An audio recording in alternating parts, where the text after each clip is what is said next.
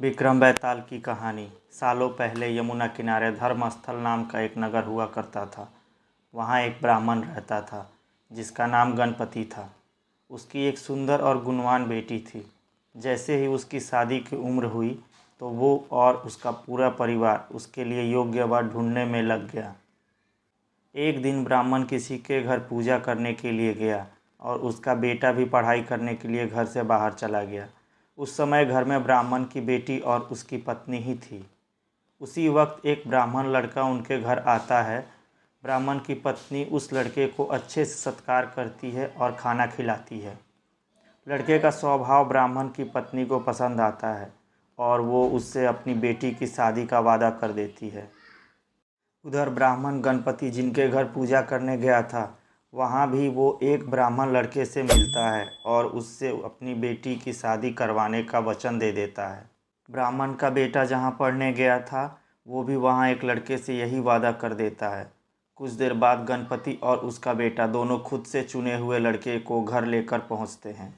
दोनों घर में एक और ब्राह्मण लड़के को देखकर चौंक जाते हैं। अब सभी इस दुविधा में पड़ जाते हैं कि लड़की एक है और शादी का वादा तीनों ने अलग अलग लड़कों से कर दिया है। अब क्या होगा? लड़की का विवाह किससे करवाएंगे? इस दुविधा के बीच पड़ोसी उनके घर खबर लेकर आता है कि उनकी बेटी को मोहल्ले में ही सांप ने काट लिया है। भागा भागा पूरा परिवार और तीनों ब्राह्मण लड़के लड़की के पास पहुंचते हैं, लेकिन तब तक लड़की की मौत हो जाती है। ये देखकर तीनों लड़के बहुत दुखी हो जाते हैं। कुछ देर बाद लड़की का परिवार और तीनों ब्राह्मण मिलकर उसका अंतिम संस्कार करते हैं। लड़की के क्रियाक्रम के बाद एक ब्राह्मण उसका हड्डी अपने साथ लेकर जंगल चला जाता है। दूसरा उसकी राख को इकट्ठा करके पोटली में बांधकर उसी शमशान घाट में झोपड़ी बनाकर रहने लगता है।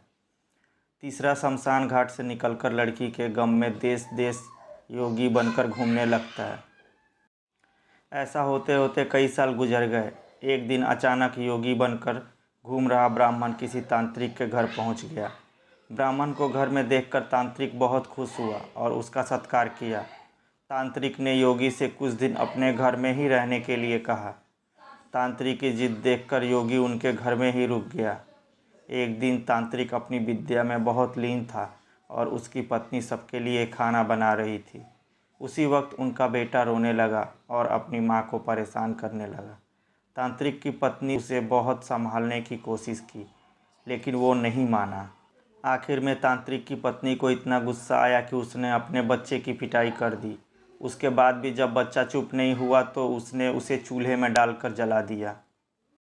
ये सब देखकर योगी ब्राह्मण बहुत नाराज़ हुआ और बिना कुछ खाए ही अपनी पोटली लेकर उनके घर से जाने लगा। इतने में तांत्रिक आया और योगी से कहा, महाराज, खाना तैयार है, आप इस तरह गुस्से में बिना खाए यहाँ से न जाएं। योगी ने गुस्से में कहा, मैं इस घर में 1 मिनट भी नहीं रुक सकता। जहाँ ऐसी राक्षसी रहती हो वहाँ मैं कैसे कुछ खा सकता हूँ। इतना सुनते ही तांत्रिक झट से चूल्हे के पास जाता है और एक किताब से एक मंत्र पढ़कर अपने बेटे को जिंदा कर देता है। ये सब देखकर योगी हैरान रह जाता है। उसने सोचा कि अगर ये किताब मेरे हाथ लग जाए तो मैं अपनी पत्नी को भी जीवित कर सकता हूँ। योगी ये सोच ही रहा होता है कि उधर तांत्रिक बेटे को जीवित करने के बाद फिर से योगी से खाना खाने का आग्रह करता है। योगी खाना खाता है और वहीं रुक जाता है। अब योगी की दिमाग में बस यही चल रहा था कि बस वो किसी तरह से उस किताब को हासिल कर ले। सोचते सोचते रात हो जाती है। सब खाना खाकर सो जाते हैं। आधी रात को योगी उस मंत्र वाली किताब को लेकर तांत्रिक के घर से सीधे उस शमशान घाट पहुंच जाता है जहां ब्राह्मण की लड़की का अंतिम संस्कार किया गया था। वो सबसे पहले झोपड़ी बनाकर उसी जगह रह रहे ब्राह्मण को बुलाता है और उसे सारी कहानी सुनाता है। इसके बाद दोनों मिलकर फकीर बने ब्राह्मण को ढूंढते हैं। फकीर ब्राह्मण के मिलते ही योगी ब्राह्मण दोनों से कहता है कि लड़की की हड्डी और राख लेकर आओ, मैं उसे ज़िंदा करूँगा। दोनों ऐसा ही करते हैं। राख और हड्डी इकट्ठा करने के बाद लड़की को जलाई हुई जगह में ब्राह्मण मंत्र पढ़ता है और लड़की जिंदा हो जाती है। ये देख तीनों ब्राह्मण बहुत खुश हो जाते हैं। इतनी कहानी सुनाकर बेताल चुप हो जाता है।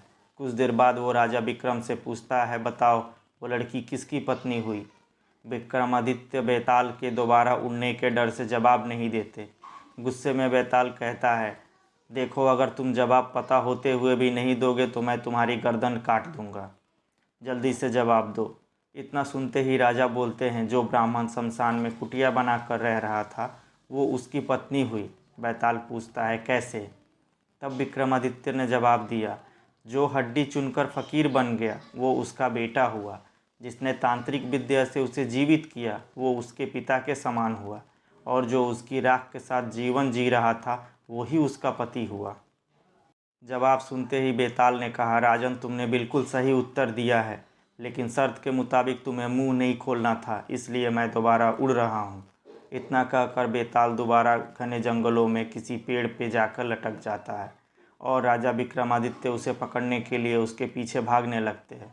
कहानी से सीख, चतुराई और बुद्धि से बड़ी समस्या को हल किया जा सकता है। मिलते हैं अगले वीडियो में।